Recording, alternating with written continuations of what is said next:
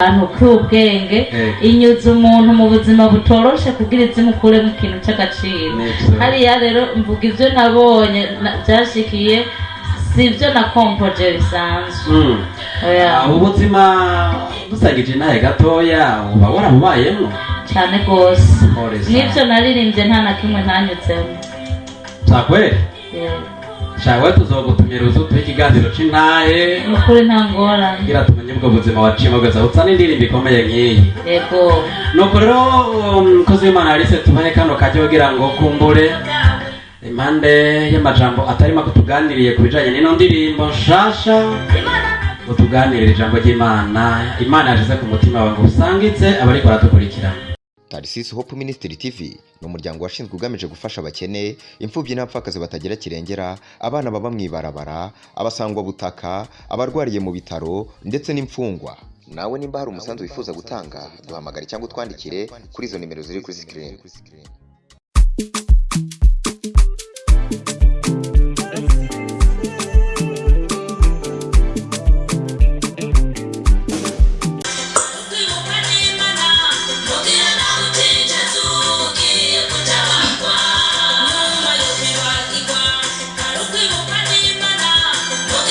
Reka tubaramutse amahoro y'Imana nshuti n'abakunzi b'ibiganiro bica kuri Tarsis Hope Ministry TV. Kuri mikoro reko na protector king bangi bisanzwe kumvira mwita Mr. Paul byose biremera canke birakunda.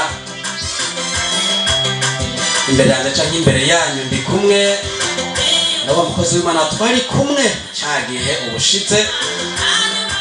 Benshi muramaze kumumenyera, amaze kumumenya acisha hano ubutumwa bwiza bugiye butandukanye. Benshi twabonye mutubwira yuko bwayo bafashe imitima y'abatari bake. Noneho ubushitse gihe yari hano yaravuze ngo asanzwe ari n'umuririmbyi yatuzaniye indirimbo imwe. No munsi yatuzaniye yindi ndirimbo araza kutubwira ko tuzoyisanga mu minsi, ariko bantu Imana ngo yitwa kantu k'ubwenge. Yitwa Alice Nduwimana. Mukozi wacu baramutse twenikazi. Turabaramukije cyane, turamukije nabo ariko baratumviriza bose. Ego.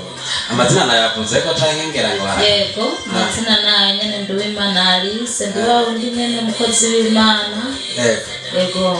Ajya mu minsi nkabaza bakwita kantu k'ubwenge. No ndirimbo kwirenze. Ntangora. Azovemera. Yego.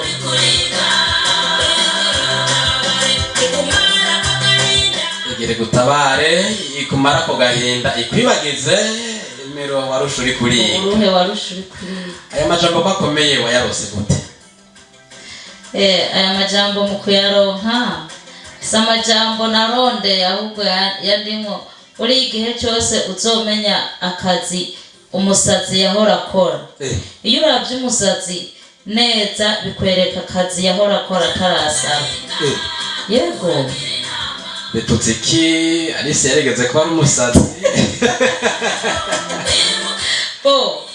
Ako kantu k'ubwenge iyo ndirimbo barayumva ingene ivuga ngo Imana irazi gukora akantu k'ubwenge inyuza umuntu mu buzima butoroshe kugira izimukure mu kintu cy'agaciro.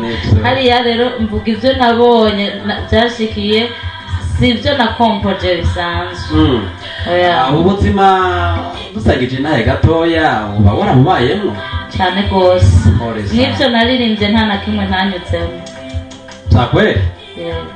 Shawe tuzogutumira uzutuye ikiganiro c'intahe. Nukuri ntangora. Ngira tumenye ubwo buzima wacimo gaza utsana indirimbo ikomeye nk'iyi. Yego. Nuko rero kozi w'Imana Alice tubahe kano kajyo kugira ngo kumbure impande y'amajambo atarimo kutuganiriye kubijanye n'ino ndirimbo nshasha. Utuganirira ijambo ry'Imana. Imana yaje ku mutima wawe usangitse abari baratukurikira. Murakoze cyane, reka tumanze dusenga Imana kandi turabushimiye Imana mu izina rya Yesu. Muhabwe icyubahiro, tugiriwe neza nawe, twisanze mu buntu bwawe bwo kugaruka ahantu kugira ngo tuyage na bene data abo tukiri kumwe bigikunze ko tubana mu mubiri kugira duhumurizanye.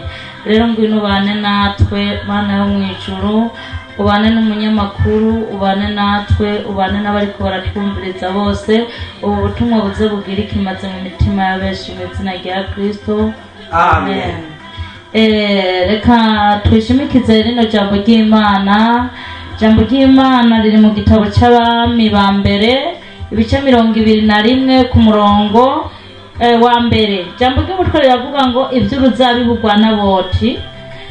Ngo kandi hari umuntu yitwa Naboti w'i Yezireli, yari afise uruzabibu aho nyene i Yezireli rubangikanye n'urugo rwa Ahabu umwami w'i Samariya.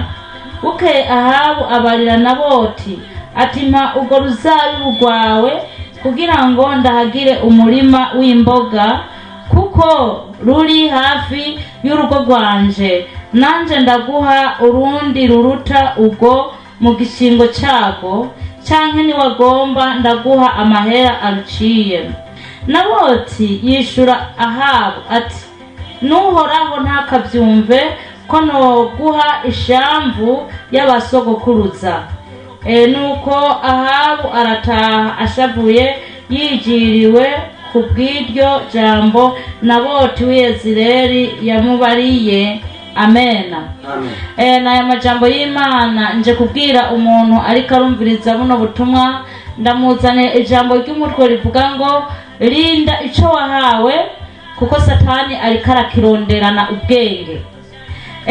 Iri jambo ry'Imana ry'umukozi w'Imana twumvise ngo umukozi w'Imana yitwa Naboti ngo yari afise uruzabibu hampande y'urupangu rw'umwami w'i Samariya yitwa Ahabu. Maze ngo Ahabu agomwa runo ruzabibu, araza kuri Naboti aramubwira ngo mugo ruzabibu ngo ndaguhe urururuta mu gishingo cyago. Jera hariho ijambo ndiko ndiyumvira n'ubu rikiriko rirasiga.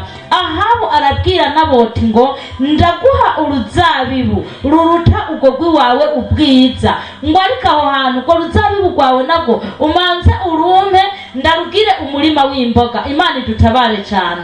Kubera iki Ahabu yari afise uruzabibu rwiza, nawe ubwiwe yashingira intahe ko ruruta urwa Naboti, ariko agasaba ko Naboti yo mu urwo ruzabibu. Mukristo mwene data uri kuranyumviriza, uri kurumviriza buno butumwa, rinda ico wahawe. Hari ibintu Satani ashaka kuzana ubishanje agakiza. Aramubwira umva ati mpereza urwo ruzabibu rwawe, aho hantu ruri ndahiterera iminyinya, ndahiterera imibambangwe, ndahiterera ibiti by'amahwa. Imana idutabare cyane. Ngiyi imihigo Satani afitiye umugeni wa Kristo, ngiyi imihigo Satani afitiye umukristo wa kino gihe, ngiyi imihigo Satani afitiye umuntu w'Imana. Ubutunzi Satani arabufise, ibishwashwagira Satani arabifise, ariko kondisyo manzume uruzabibu rwawe, manzume aho hantu wateye uruzabibu, manze ndahagire umurima w'imboga. Satani arashaka gukinira mu mitima ya benshi, Satani arashaka kwinjira mu mitima ya benshi ngo abashakire agakiza bakiriye, abashakire agakiza bahawe. Misiyo ya Satani no guhindura icyo wakiriye, misiyo ya Satani no kugusubiza inyuma, misiyo ya Satani no kurandura uruzabibu wahawe ku buntu kwitwa agakiza.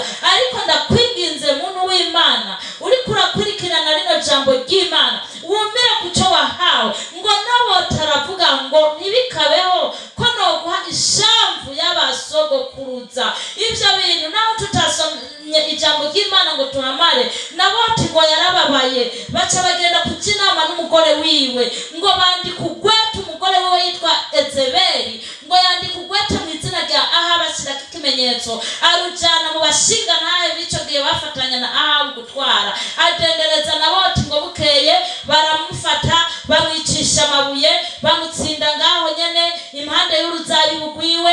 Ngo amaze gupfa Ahabu acaza gushikira rwa ruzabibu. Emera wumire ku cy'Imana akugize. Ubukene ntibugutere gucobogora, intambara urimo ntizigutere gucobogora, ibibazo uri kuracamo ntibigutere gucobogora. Satani ibyo yoguhara abifise by'ukuri, ariko kondisiyoni manza wambura umwambaro w'agakiza umuhe. Tanga umutima wawe ahari hicaye mpwemu yera, ahari huzuye ubuntu bw'Imana. Avuze ngo akeneye kuhatera imboga. Izo mboga niki? Ni ibyaha. Izo mboga niki? Ni mirimo mibi y'abadayimoni, mirimo y'ubusambanyi, mirimo y'ubusuma, mirimo yo kwicana, mirimo y'uburyarya, mirimo ni myinshi. Satani afise imirimo, akeneye gutera amahwa mu gishingo cy'urwo ruzabibu, hama nawe guha ibyo wipfuza. kuza inzara zifise modoka arayifise kugusinyira visa ntibimunaniye ariko kondisiyo no gushanja inshuti yanje hagarara mu buzima urimo umirako igihe nicagera Imana izogutabara ubuzima urimo ntibukumara imbaraga z'umutima agakiza wahawe kubuntu ngo ugakabe n'ibihe bishira kuko akagakiza niko kazotwambika wa mubiri mperutse gupfa ngaha mvuze umubiri utazobora rero ko gakiza kawukumire ko mugenzi misho ya satani kandi ariko arayikoresha ubwenge kandi ubwenge benshi ntibabonye ko ari ubwenge bwa satani yarabishe mu mitima gakiza wahawe ntugakabe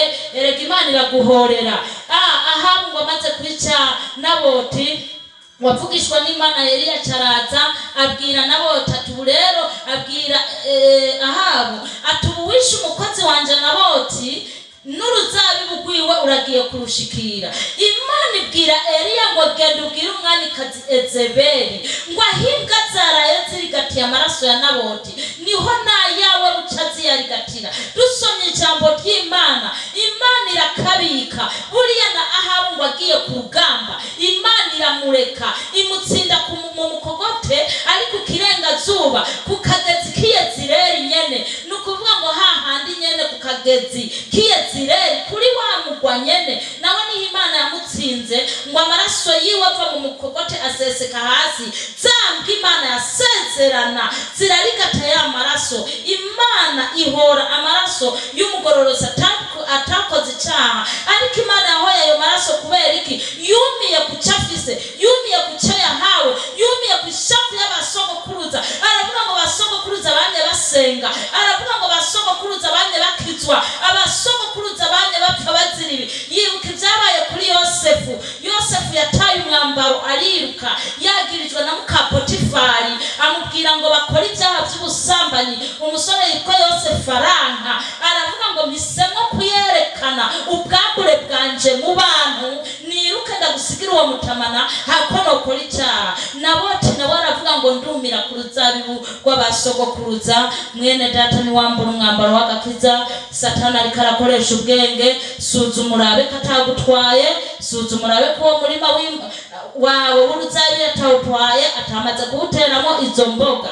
Imana idutabare. N'aya majambo y'Imana ni rya jambo nyene zigamico wahawe, kuko Satani ariko akironderana ubwenge bwishi. Abumvise ijambo Imana ibahezagire, kandi ndasenza Imana ngo buri muntu wese yumvise rino jambo ry'Imana rigira ico rifasha mu mutima wiwe, rivomerera umutima wiwe, uwarafise intego yo kubivamwo abigumemo mu izina rya Kristo. Imana ibahe umugisha. Amen.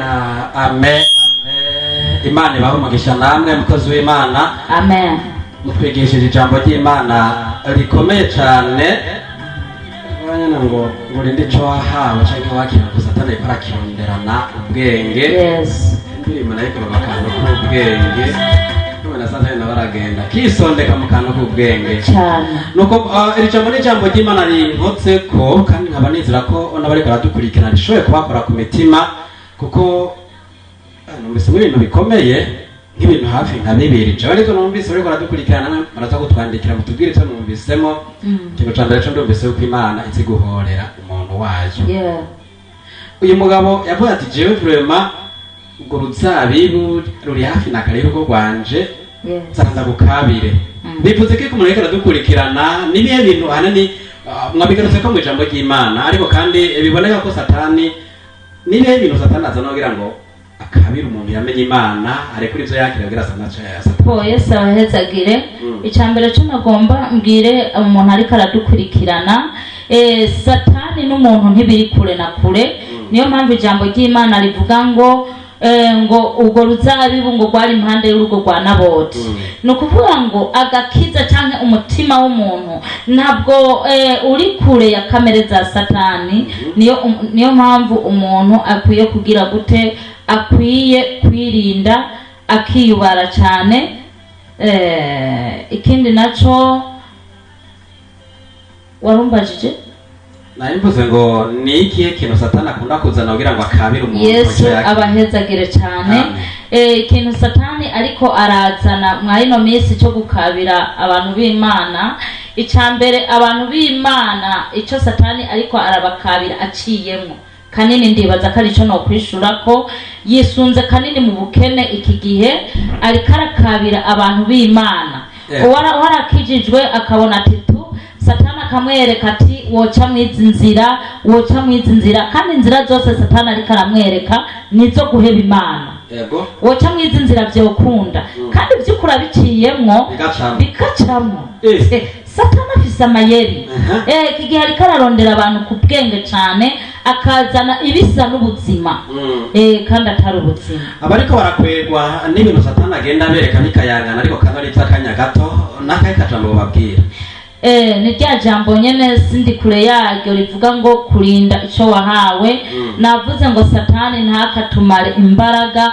z'umutima uwo muntu arinda umutima wiwe jambo ry'Imana riravuga ngo rinda umutima wawe kuruta uko worinda ibindi bintu byose kuko ariho ubugingo bwawe bududubiriza arinda umutima gusa arinda umutima ivyo abona byose abirindisha umutima intambara ariko arabona azirindishe imbaraga z'umutima wo kwihangana amen hariho umuntu kumbure ashobora kuba yariko arakwegwa nibi canke nabiriya muri ibi satana azana ati wewe vrema ivyo vy'Imana wobivamwo ubukene bwohera uko nanje nokoroganiza ukaba umuntu nk'abandi umuntu akaba ariko arakwegwa n'ivyo fata kandi akajya mu musengere ego no musengera ariko ngomba ndamutekerera ijambo umuririmbyi wa kantike wa 77 igitero cya kabiri kiravuga ngo umubiri uguhenda utembanwa n'umuvo kandi ukaja iyo utagaruka no kuvuga ngo rero nk'ibihendo by'umubiri numva byoreka guhenda abantu b'Imana kuko umubiri urawunezereza uno munsi by'ukuri Imana satana akakuzanira ibintu byinshi akaguha uno munsi nyene hanyuma ejo ukaza wumva ati naka kera bya bintu ukaca ugenda utabibayemo reka dusenge na cyane dusaba inkomezi abo bantu tubasabira inkomezi z'Imana kuko umuntu arashobora kuba afise agakiza mugabo atankomezi afise zo kukabamo niho satani yazanye ikintu rero atankomezi afise biramworohera kucyumva kandi kubona kari inzira irashe rero reka dufata akanya dusengera abo bantu b'Imana Mana ibahe umugisha amen Mana turagushimiye kuri rino jambo ryawe twumvise umukozi wawe Mana yitwa Naboti ngene yihanganye yumira ku ruzabibu rwiwe aremera bamwicisha amabuye haleluya amen sante Yesu haragere igihe biragushikira uri hariya mwijuru ya Mesiya uratuma wavugishwa nawe yitwa Eliya ngo genda ubwira umwami kazi Yezebeli ngo ahinga zari gati y'amaraso Naboti ngo niho nayawe bucatsi yari gatira maraso y'umugororotsi atagira icaha ayo maraso barayahoye ndasengeye buri muntu wese Mana uruzabibu rwiwe ruri kuri tere yo kurondegwa uruzabibu rwiwe ruri kuri tere yo guhigwa ewe uhoraho n'ingabo uyu muntu ugenda umuramire erega Naboti ari mu bibazo nawe by'ukuri byari gutuma kumbura uruzabibu yorugurisha kuko nta muntu ari mu mubiri yoba uri kigaragazo ariko aravuga ngo n'ubwo biruko sishobora kugurisha ishavu y'abasogokuruza yera Mesiya ndasenga umuntu by'ukuri ariko arumva buno butumwa ndasabye inkomezi zigenda zigera mu muntu azogumviriza Mana yo mwijuru abapapa bagira inkomezi abasore bagira inkomezi abigeme bagira inkomezi abamama bagira inkomezi bakozi bawe bagira inkomezi kuko n'igihe abakozi bariko baragoka ku bwinshi Mana bariko bakora ibyaha bisumbije abantu batagataku Mana yo mwijuru twandika inkomezi kigihe kiragoye satana arashaka gutera imibambango mu mitima yacu kugira duhe mwami ibyo dushaka bihwanye n'ibyo twifuza ariko twamanje guhemuka niyo mpamvu Mana tukwinginze mwemu wawe yera vomerera imitima yacu yo kwihangana kugira ngo twumire kucyo twahawe kandi tubashe gutahura ubwenge bwa satani tuvuge ngo mbega satani niko arondera. Mana, satani ntarondera umubiri, ariko arondera uyu mubiri udapfa, umubiri utabora. Uyu muntu w'imbere niwe yifuza ko atobona ubwami. Niyo mpamvu dusenze utugirire neza, uturamire n'ukuboko kwawe kw'iburyo, twenyene twotemba tugasanga twabivuyemwo. Urakoze rero utugirira neza, cyubahiro kibi cawe, amashimwe azoba yawe nitwagera mu ijuru tutagotse. Mana, urakoze, cyubahiro ni cawe, mu izina rya Kristo umwami wacu niwe dusenze dushima. amen. Umukozi w'Imana turabashimiye kandi kuri iyo nasengesho nayo ijambo ry'Imana mudushikirije. Murakoze. Ariko kandi hariho umuntu ashobora kuba yadukurikiranye akavuga ati ubutumwa bwiza umukozi w'Imana dushikirije buramezagiye, numva nifuza kumugurira amazi. Uwo muntu yobigenza gute? Uyo muntu Imana yo mw'ijuru imuha umugisha yo kwiyumvira kubikora. Ego turafise nimero ya telefone ni ya yindi nyene 68 majana 750 amajana 574 68 750 574. abo bikora nabo Imana ibaha umugisha. Ndizera ko bagiye kubikora kumbure, kuko ndizera yuko abana b'Abarundi burya si babi, n'abana beza cyane rwose. Uno munsi yarise umuntu amukeneye kugira ngo aje kuvuga ubutumwa mu ishengero ryiwe, birenge yuko ahora yumva ubutumwa acisha kuri no televiziyo, aciye kuri iyo nimero nyene yo murongo cyane yo turonka. Ego umuntu yifuza kuza kuvuga ubutumwa mu ishengero ryiwe, umusaba ngahe kugira barayategura?